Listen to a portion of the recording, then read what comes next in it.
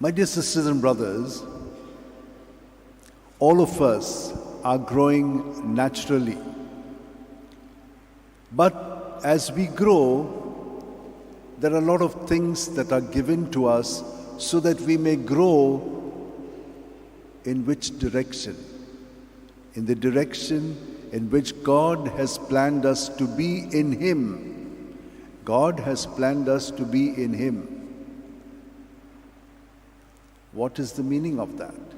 It is written today by Paul in the second reading, but Christ is all and in all. Christ is all and in all. Everything is in Him and He is in everything. This is the insight that St. Ignatius got after some time. Like us, we will find something which is good, we like it, we hold on to it, we live it. After some time, there is a new thing that we begin to like. God is directing us at each stage to become more and more fully ourselves, which means to be fully in Christ.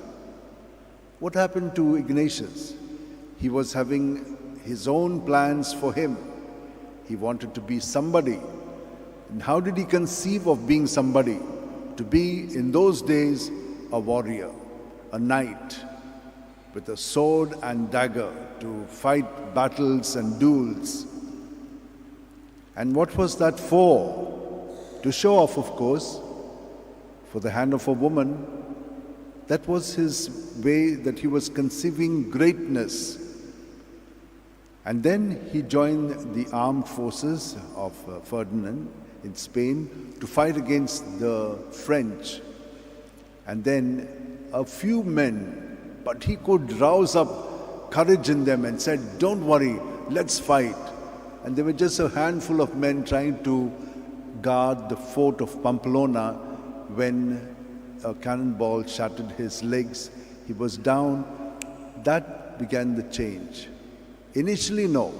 He wanted romance, chivalry, read books which would give him all these kinds of insights and dreams that he would pursue, but was given the life of saints and the life of Christ.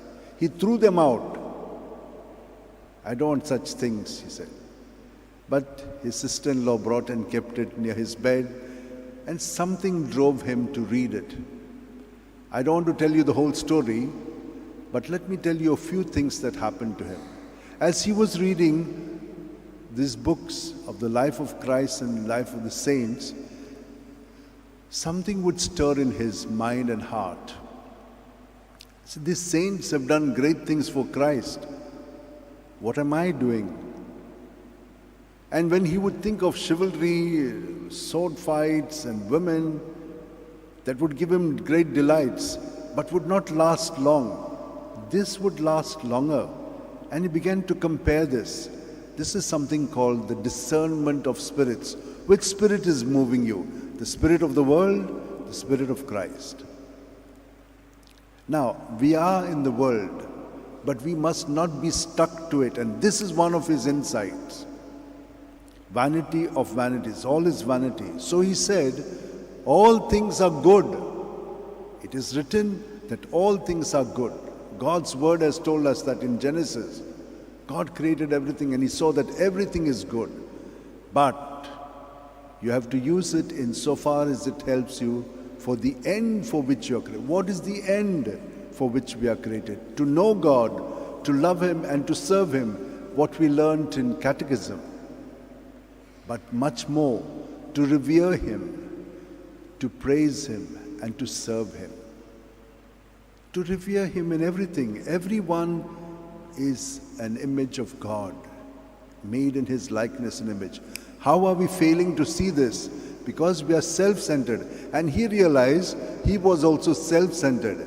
He gave up everything to be detached completely with an attitude called indifference, which means spiritual freedom.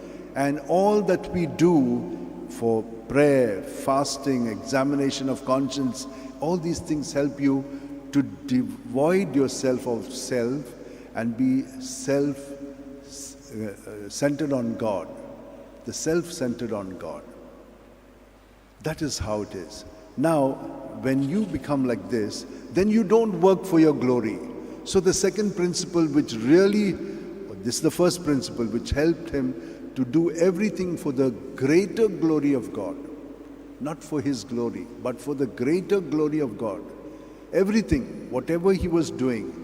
So then there is no vanity in the things that you use them insofar as it helps me to bring glory to God. And what is the attitude? One of freedom, no attachment to things. That is what the second reading is telling us. We have already died in Christ. We are free from all earthly things. But why are we attached? Because of the self. When we lose ourselves in Him, we find our true self. It is written in the scriptures. And he began to understand that. And so he said, I must work now, not I, but Christ working in me. So I trust in God and I give myself 100% to whatever God wants to do through me. And that is how he was able to reach out to so many people. Not he, but God in him through Christ working in him. That is what he realized. And that is what he did. He is the only founder of a religious order that has given another rule of life. There are just 5 rules of life. I'm not going to tell you all that, but what he did was, he did service to the people. That is more important, to be with the people. And Pope Francis is saying, we must smell the sheep. We must be where they are, to know what they're going through. They're going through struggles. We can't, help it. But we can pray for them, we can be with them, we can empathize with them. That gives them the strength to live out their life. And so, my dear sisters and brothers, there are many things, but one thing I want to tell you, what she has told us, which he saw Jesus doing: night, time with the Father; morning, time with the Father; whole night with God. Just do that. We are all doing it in a minimum way. Just do it for 5 minutes before you go to bed, 5 minutes on rising, and then afterwards do all the prayers that you have to do. But be united to Jesus. Remain in me as I remain in you. A branch cannot bear fruit on its own unless it remains on the vine. So neither can you unless you remain in me. And that is what it is. You in me, I in you will bear fruit that will last. And so all the things which we call vanity will be used in the right way. God will help us because He is really a wonderful Father.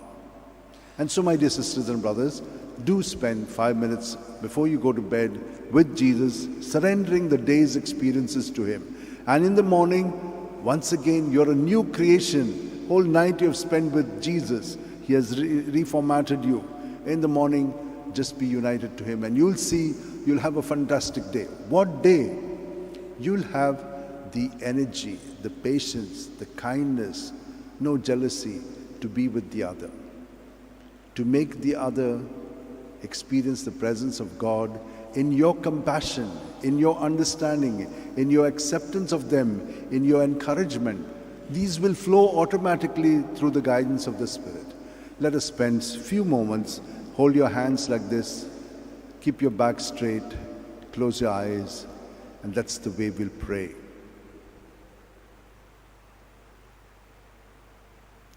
Be present to your breath. It fills you from your toes right up to your head, body, mind, and spirit. Empty everything in you in Jesus' name, and you will have great freedom.